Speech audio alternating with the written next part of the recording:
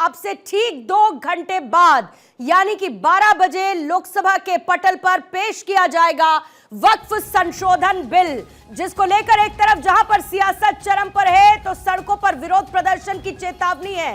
आज लोकसभा में पेश होने वाला है वक्फ संशोधन बिल और वक्फ बिल के खिलाफ लामबंद पूरा का पूरा विपक्ष इस वक्त हो चुका है। बिल पर चर्चा के दौरान भारी हंगामे के आसार हैं। बीजेपी के साथ साथ सहयोगी दलों ने भी व्हिप जारी कर दिया है ताकि उनके सांसद मौजूद रहे। 2 घंटे 2 मिनट का वक्त बाकी है। एक तरफ जहां पर कांग्रेस के लोकसभा सांसदों की बैठक शुरू हो चुकी है, राहुल गांधी सांसदों के साथ बैठक कर रहे हैं। कल भी शाम को 6 बजे विपक्षी दलों की बैठक हुई है क्योंकि पूरा का पूरा विपक्ष रणनीति बनाते हुए वक्फ संशोधन बिल के खिलाफ लामबंद हो रहा है। अखिलेश यादव कह चुके हैं कि लगातार हम इसका विरोध करेंगे। बीजेपी व्हिप जारी कर चुकी है आने वाले 3 दिन के लिए, क्योंकि यह सत्र 4 तारीख को समाप्त होना है और उससे पहले न सिर्फ लोकसभा बल्कि राज्यसभा में भी सरकार चाहती है कि वक्फ संशोधन बिल को पास कराया जाए और उसके लिए रणनीति सरकार तैयार कर चुकी है। लेकिन ठीक 12 बजे सदन के पटल पर, लोकसभा के पटल पर वक्फ संशोधन बिल रखा जाएगा। किरण रिजिजू शुरुआत करेंगे। बीजेपी की तरफ से स्पीकर्स हैं जो वक्फ संशोधन बिल को लेकर अपनी बात रखेंगे। विपक्ष की तरफ से भी बात को सुना जाएगा और आज होने वाली है 8 घंटे तक चर्चा। निर्धारित समय 8 घंटे का है जब लोकसभा में वक्फ संशोधन बिल पर चर्चा होगी, लेकिन उससे पहले बैठकों का दौर जारी है। कांग्रेस की तरफ से इस वक्त रणनीति बनाई जा रही है और आज 12 बजे लोकसभा में वक्फ संशोधन बिल होना है पेश। नॉर्थ इंडिया का दौरा नहीं कर पाए थे, उड़ीसा का, आसाम का, वेस्ट बंगाल का, यूपी, बिहार का। तो एक दिन संसदीय कार्य मंत्री ने कहा तो हमने कहा हम तो अपनी रिपोर्ट तैयार कर चुके हैं। उन्होंने कहा हमारी मंशा कि देश के सभी राज्यों में आप जाएं और सबसे आप स्टेक होल्डर से बात करें। तो आज वो हमारी जो 428 पेज की हमने रिपोर्ट दी, सभी स्टेक होल्डर्स के साथ, स्टेट गवर्नमेंट के ऑफिशियल के साथ, All India Muslim Personal Law Board, Jamiat Ulama या इस्लामिक स्कॉलर जितने लोग हैं इनके साथ किया। और रोज बैठकों में हमारे ओवैसी से लेकर के इमरान मसूद सब थे और सबको करने के बाद आज उसको अमेंडेड फॉर्म में बिल लेकर के सरकार आ रही है। ये निश्चित तौर से एक ऐतिहासिक दिन है। जो बार बार सरकार कह रही है कि मुसलमानों को कुछ नहीं बिगड़ेगा, वक्फ बाय यूजर जो इन्होंने हटाने का काम किया है और कह रहे हैं कि हमने नहीं हटाया, उसके अंदर प्रावधान कर दिया कि कोई भी संपत्ति जो सरकारी हो, जिसके अंदर सरकारी हिस्सेदारी हो या विवादग्रस्त हो, उस संपत्ति को जब तक वक्फ नहीं माना जाएगा वो एक डेजिग्नेटेड ऑफिसर को उसकी जांच दी जाएगी और जब तक उसकी जांच नहीं होगी वो तब तक विवाद संपत्ति वक्फ की नहीं रहेगी। उत्तर प्रदेश सरकार ने, इससे बड़ा उदाहरण नहीं दे सकता, उत्तर प्रदेश सरकार ने 78% प्रॉपर्टी 14,500 हेक्टेयर में से लगभग 11,500 हेक्टेयर लैंड सरकारी घोषित कर दी, जिसके अंदर खानकाएं, ईदगाहें, मस्जिदें और कदीमी मस्जिदें 400-400, 500-500 साल पुरानी मस्जिदें भी शामिल हैं। ये बहुत खतरनाक है और ये पूरी तरीके से संविधान के धारा 14, धारा 16, धारा 25 के ऊपर ओवरलैपिंग है और संविधान के साथ पूरी तरीके से मजाक करने का काम किया। मोदी सरकार ने तय कर दिया है कि इन्हें मुख्य धारा में जोड़ा जाए। 75 साल वर्सेस मोदी कार्यकाल, 75 साल मिले ना ऑपोजिशन को। आप क्या कर सकते थे वक्फ का, आपने करके दिखाया। आपने लूटा है वक्फ को, लूट का अड्डा बनाया है आपने वक्फ को, गरीबों के हकों को लूटा है अमीरों ने, ये करके दिखाया। यतीमों का, मिस्कीनों का, गरीबों का हक मारा है आपने। अब मौका दूसरे के पास जा रहा है तो पेट में दर्द हो रहा है। कह रहे हैं मस्जिदें छीन लेंगे, मदारिस छीन लेंगे, डरा रहे हैं मुसलमानों को। मुसलमान नहीं है जो विरोध कर रहे हैं, ये विरोध करने वाले लोग ये मुसलमान भी नहीं है, ये पॉलिटिकल मुसलमान हैं। Discuss the Waqf amendment bill, their opposition is against this bill. We are going to oppose this bill, and also we our leaders also participating in the Waqf Amendment Bill. So the Joint Parliamentary Committee also, our members totally oppose this bill. Today also we are going to oppose. उम्मीद थी कि Bharatiya Janata party के आदरणीय मोदी जी के नेतृत्व की सरकार ही कोई हमारे लिए कल्याण का काम कर सकती है।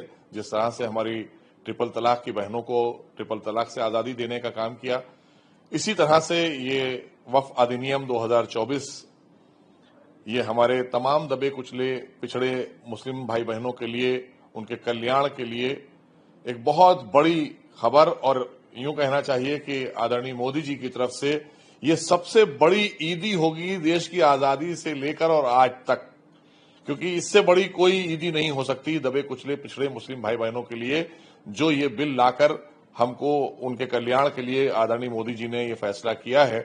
असल में जिस तरह से इस बिल को लाया गया है, ये किसी भी डेमोक्रेटिक सेटअप के अंदर ये बिल्कुल गलत तरीका है कि आपने जिस तरह से जेपीसी को कंडक्ट किया है, जिस तरह जेपीसी में आपने दूसरों की जो रिएक्शन थी या उनका जो इसके ऊपर आपत्तियां थी उसको कंसिडर नहीं किया। हमने ऑल इंडिया मुस्लिम फैसला बोर्ड ने और तमाम मुस्लिम तंजीमों ने इस बिल को रिजेक्ट किया था, उसके रीजंस दिए थे।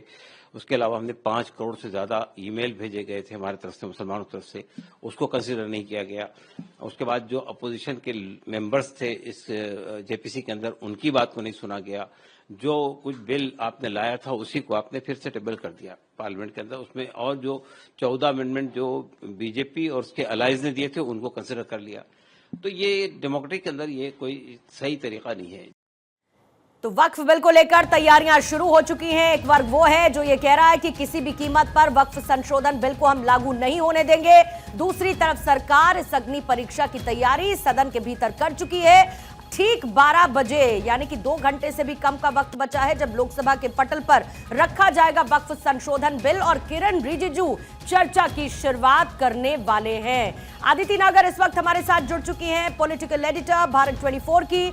आदिति, आज आर पार का दिन है, सरकार की पूरी तैयारी है, सड़कों पर विरोध प्रदर्शन की तैयारी भी साथ साथ देखने को मिल रही है, लेकिन जेडीयू और टीडीपी के सपोर्ट के साथ नंबर गेम लोकसभा में सरकार के साथ।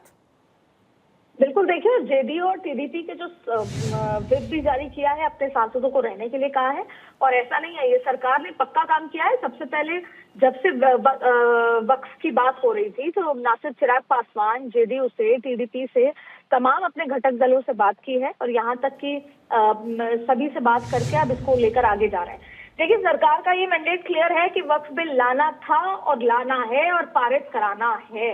इस तमाम तरीके की चर्चाएं भी थी कि केवल लाएंगे, लेकिन जेडीयू और टीडीपी इसको पारित नहीं होने देगी, लेकिन वक्फ बिल लाना है। 8 घंटे की चर्चा है। तमाम आपने जिस तरह के स्पीकर्स देखे होंगे, आपने देखते होगा बात चातुर्य हैं, चीजों को समझते हैं, पार्लियामेंट में अच्छी बहस करते हैं। उन तमाम लोगों को, निशिकांत दुबे से लेकर सबको बोलने का मौका रविशंकर प्रसाद को यहाँ पर दिया है। अब सबसे महत्वपूर्ण बात यह है कि ईद के बाद लाने की बात सरकार ने कही थी, लेकर आए हैं। अब इसको लेकर लॉ एंड ऑर्डर के लिहाज से भी संभल हुआ, मेरठ हुआ, मुंबई हुआ, तमाम ऐसी जगहों पर जो नाजुक स्थितियां जहां पर हैं, वहां पर लॉ एंड ऑर्डर के हिसाब से भी चीजों को पुख्ता करने के लिए कहा गया है। देखिए, ये लंबी बहस का विषय है। सरकार केवल इतना कह रही है कि 1 इंच जमीन भी मुसलमानों की नहीं ली जाएगी।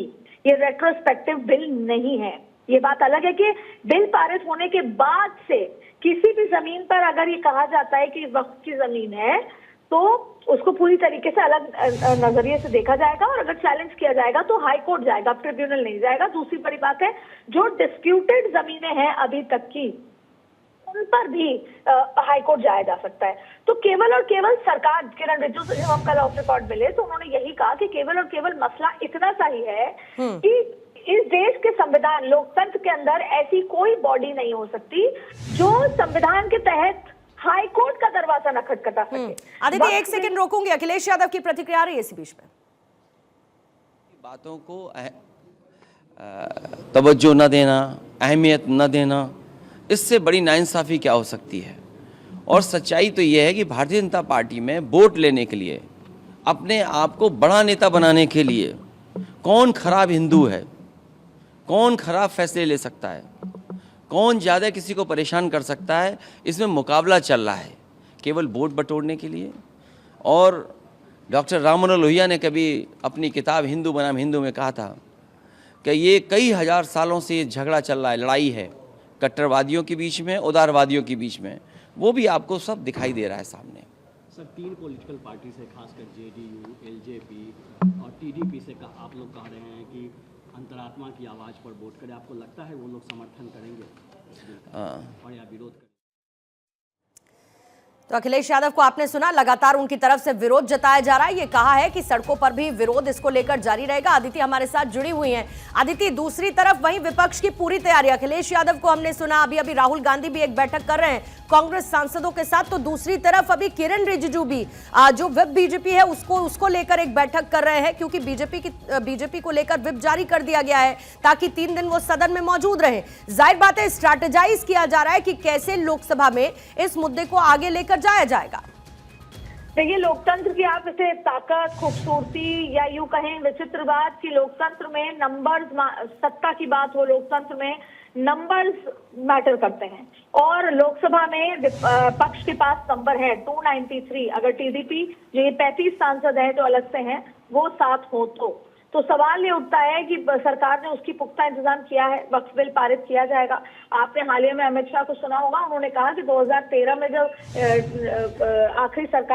आखिरी समय था यूपीए का, तब उन्होंने आनन फानन में और ज्यादा मजबूत कर दिया था वक्फ बिल को, वक्फ बोर्ड को, और वो भी अपने वोट बैंक की राजनीति के लिए किया है। अगर हम पे आरोप लगा रहे हैं वोट बैंक को लेकर, तब सवाल ये उठता है कि ये रिफॉर्म की तरह देखा जाए या नहीं देखा जाए, और ये बहस आपको अब पार्लियामेंट में हर तरह से दिखेगी, और वो बहस आप देखिए कि गांव-गांव गली तक जाएगी। 4 तारीख को ये सत्र खत्म होगा, उम्मीद की जा रही है लोकसभा में पारित होगा। कोशिश ये भी है कि अपर हाउस में पारित हो जाए। अपर हाउस में सरकार के नंबर के किस लिहाज से वो मैनेज करती है। सबसे महत्वपूर्ण बात यह है कि जैसे ही लोकसभा का सत्र खत्म 4 अप्रैल को खत्म होगा और फिर बिहार चुनाव से पहले एक मॉनसून सत्र भी आएगा। अब सवाल देखिए, टीडीपी जो है चंद्रबाबू नायडू, उनके पास 7.5% मुस्लिम वोट है। ठीक, पासमानदा मुसलमान, खास तौर पे नीतीश कुमार का वोट बैंक है। तो ऐसे में अब से केवल और केवल सारा स्टेट सहयोगी दलों पे ही जाके अटकता है। लेकिन सबसे महत्वपूर्ण बात है कि विपक्ष को पता है कि ये बिल पारित होके रहेगा। विपक्ष केवल ये कोशिश कर रही है कि वो अपने वोट बैंक के सामने ये दर्शा सके कि हम आपके साथ खड़े हुए। लेकिन इसके साथ ही एक और सवाल अदिति पैदा होता है, जिसको लेकर मैं आपके पास आऊंगी, और मेरा सवाल बस इतना सा है कि क्या विपक्ष का जितना विरोध है, ये विरोध जितना ज्यादा बढ़ेगा, क्या ये विरोध बीजेपी को जनता के बीच में उतना ज्यादा फायदा पहुंचाएगा? मैं लौटती हूं आपके पास। तमाम सहयोगी भी इस वक्त बने हुए हैं। अक्षय राय इस वक्त मौजूद हैं, जो कि वक्फ कार्यालय में इस वक्त मौजूद हैं। साथ ही मेरे सहयोगी नीलेश चौहान हैं, इस वक्त लखनऊ से आपको नजर आ रहे हैं। मेरे साथ सर्वेश भी है, पटना से इस वक्त मौजूद है। सबसे पहले अक्षय, मैं आपके पास आ जाती हूं, क्योंकि लगातार आप विरोध के स्वर उठते रहे हैं और आज का बहुत ही क्रूशियल डे है। सरकार स्ट्रैटेजाइज कर चुकी है, विपक्ष स्ट्रैटेजाइज कर चुका है, लेकिन ऑन ग्राउंड क्या कहता है मुसलमान इस वक्फ संशोधन बिल को लेकर? क्या थॉट है उसका?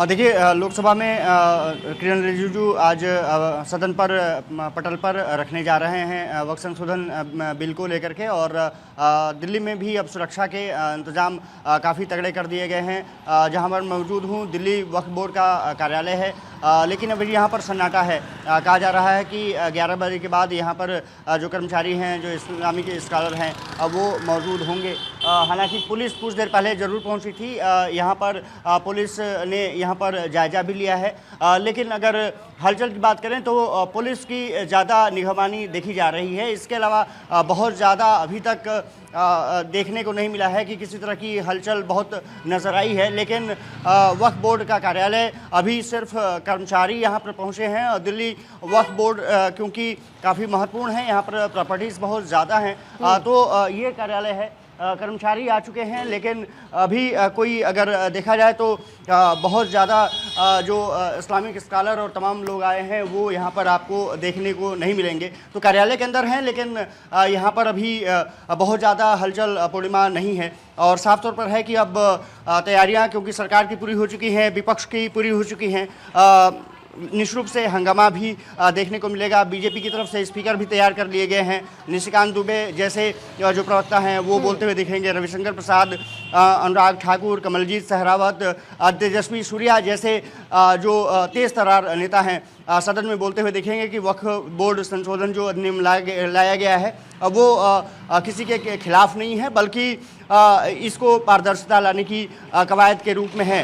सुरक्षा के जरूर इंतजाम अब तेज़ी से बढ़ाए जा रहे हैं। जैसा मैंने जिक्र किया, कुछ देर पहले दिल्ली पुलिस यहाँ पहुँची थी और यहाँ पर तमाम लोगों से जानकारी उन्होंने इकट्ठा किया और उसके बाद यहाँ से रवाना हुई है। इस काल में आसपास आसपास के जो क्षेत्र हैं वो वहाँ पर ज़रूर सुरक्षा के इंतजाम है उसको ज़रूर देखा जा रहा है।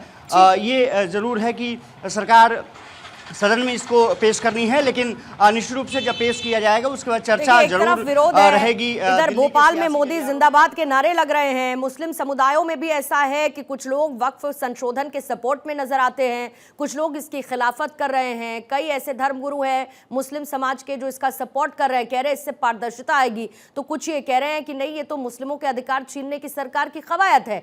इसी बीच में जरा मुसलमानों की प्रतिक्रिया जानना बहुत जरूरी है सरकार के बिल टेबल करने से पहले। सुनिएगा। सबसे पहले हम अपने वज़ीर आज़म जनाब नरेंद्र मोदी का शुक्रिया अदा करते हैं कि उन्होंने ये वक्फ बोर्ड का ये संशोधन बिल लेके आए, इससे गरीब मुसलमानों को बहुत ही फायदा मिलेगा। जिन लोगों ने वक्फ बोर्ड की मिल्कियत को अपनी बाप की जागीर समझा था उनके ऊपर लगाम लगेगी। ये बिल बहुत पहले आ जाना चाहिए था, लेकिन हमारे बारे में किसी ने सोचा नहीं। एक पहले ऐसे वज़ीर आज़म इस देश को मिले हैं जो सभी तबके के बारे में, सभी प्रांत के बारे में, सभी लोगों के बारे में सोचते हैं। और मोदी जी की ही हिम्मत है और लगन है और जो अध्ययन है ये तभी पॉसिबल हो पाया कि वह बिल संशोधन लेकर आए हैं।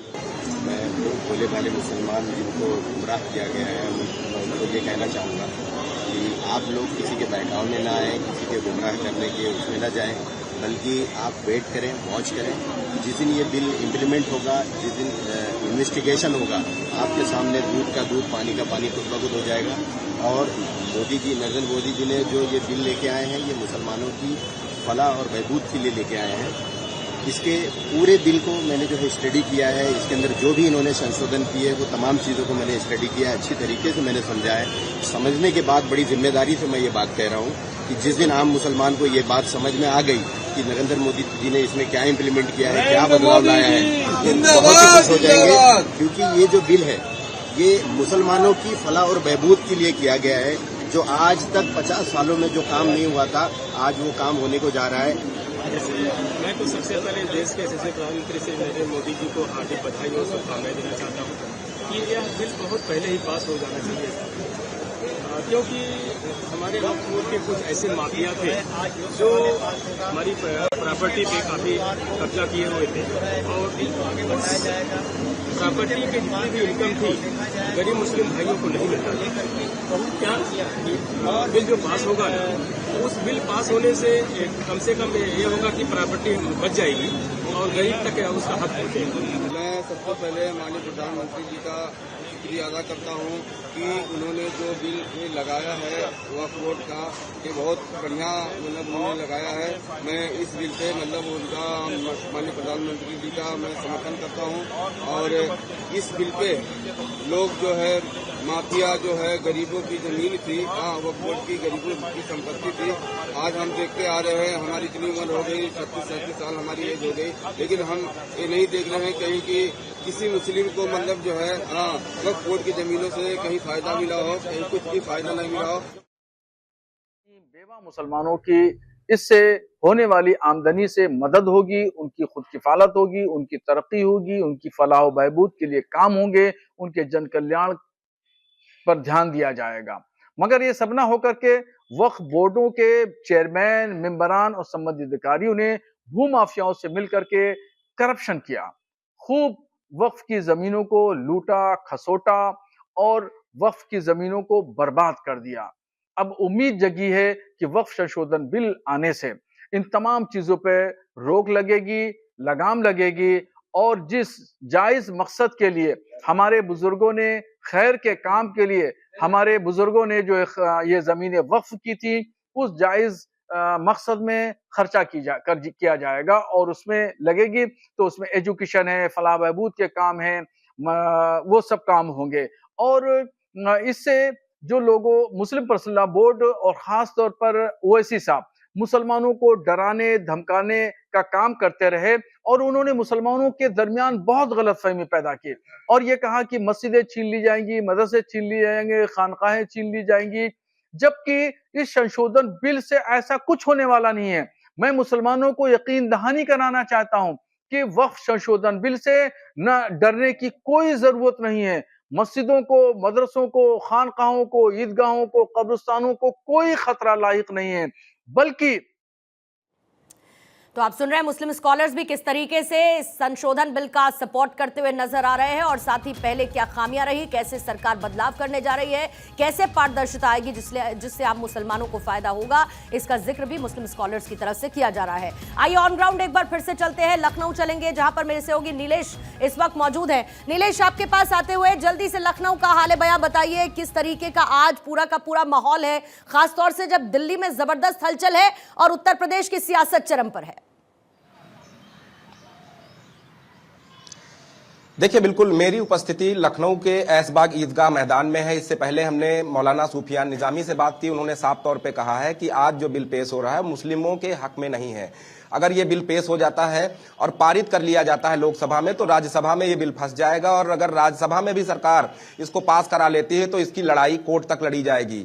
और उसके साथ साथ उन्होंने ये भी कहा है कि all India Muslim Personal Law board ये डिसाइड करेगा, जब बिल पेश किया जाएगा, पारित हो जाएगा, तो आगे क्या कुछ कदम उठाने हैं। हालांकि उन्होंने एक और बड़ा बयान देते हुए कहा कि एनडीए के जितने भी सहयोगी पार्टियां हैं जो केंद्र में सरकार बनाने में मदद करती हैं, जो इफ्तार हमारे साथ करती हैं, रोजा हमारे साथ रखती हैं और हमारे साथ जश्न मनाती हैं, अगर आज वो पार्टियां केंद्र में भारतीय जनता पार्टी का सहयोग करती हुई दिखाई दी, सपोर्ट करती हुई दिखाई दी, तो आने वाले समय में मुस्लिम समाज वोट से उनको जवाब देने का काम करेगा। तो ये अपने आप में मौलाना सूफियान निजामी का बड़ा बयान है, जिसमें साफ तौर पर यह देखा जा सकता है कि मुस्लिम समाज से उन्होंने अपील की है कि जो भी पार्टियां उनके हक की बात नहीं करेंगी, अगर आज सदन में उनके हक के लिए लड़ाई लड़ने के लिए वो खड़े नहीं होंगे तो जाहिर सी बात है कि आने वाले समय में मुस्लिम समाज उनको वोट ना दे। ये बयान जो है सूफियान निजामी की तरफ से दिया गया। वहीं अगर हम उत्तर प्रदेश की बात करें तो मुख्यमंत्री योगी आदित्यनाथ ने आज पेश होने वाले बिल को देखते हुए सभी जिलों को अलर्ट पर रखा है। डीजीपी प्रशांत कुमार पूरे जिलों की मॉनिटरिंग कर रहे हैं कि कहीं पर कोई कानून व्यवस्था बिगाड़ने ना पाए। लेके बाकी जगह फ्लैग मार्च होती रही और फ्लैग मार्च सिर्फ इसीलिए ताकि लॉ एंड ऑर्डर सिचुएशन बरकरार रख पाए। सत्यप्रकाश सोनी इस वक्त मुंबई से मेरे साथ जुड़े। सत्यप्रकाश, आपके पास आते हुए बहुत सारे लोग हैं, बिना समय गवाए जल्दी से उनसे बात करिएगा और आज को लेकर क्या सोच है उनकी जब वक्फ संशोधन बिल लोकसभा में टेबल होने वाला है।